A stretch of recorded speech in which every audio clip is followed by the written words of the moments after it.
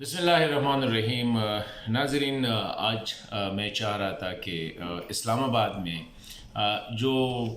مختلف باتیں ہو رہی ہے، حکومت جا رہی ہے یا حکومت آ رہی ہے، اسی حوالے سے ایک تو اسلام آباد میں آج کل یہ بات جو ہے نا، جب سے مولانا چلے گئے ہیں تو ایک بیانیہ ہے کہ یہ حکومت جو ہے نا نیکسٹ ایئر مارچ تک جو ہے عمران خان صاحب وزیر اعظم نہیں ہوں گے۔ اور پھر کچھ اشارے جو وہ ملا رہے ہیں وہ یہی ہے کہ چودھری برادران جو ہے وہ ایک بار پھر مارکیٹ میں نکل آئے ہیں، ساتھ ہی کہہ رہے ہیں کہ فوج اور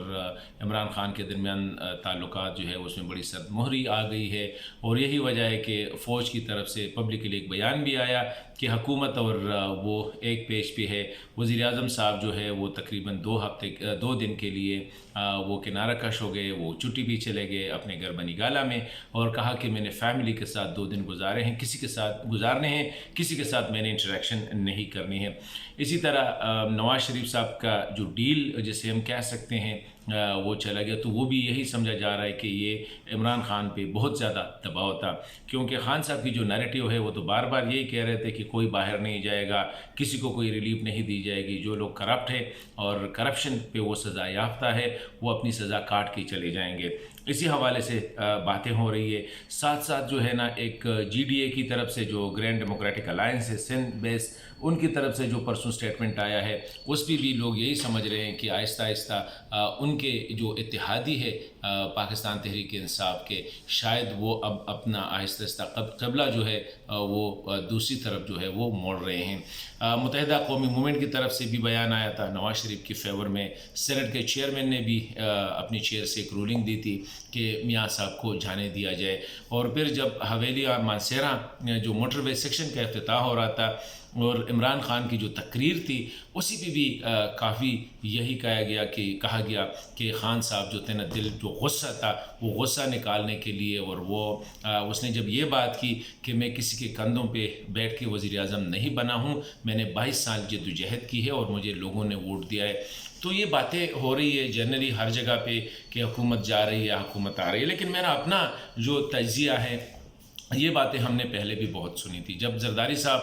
صدر تھے، پیپلز پارٹی کی حکومت تھی، اس وقت بھی شام کو جب ہمارے جیسے اینکر بیٹھا کرتے تھے تو یہی کرتے تھے کہ یار یہ بات چھوڑ دو کہ نواز جا رہے ہیں، زرداری جا رہا ہے یا نہیں جا رہا ہے، یہ پوچھو کہ کون آ رہا ہے، مطلب آنے والے کا۔ تو اس وقت بھی یہی میڈیا میں کچھ لوگ ہیں وہ اس قسم کے وہ باتیں کر رہے ہیں، لیکن میں جو سچویشن دیکھ رہا ہوں خود،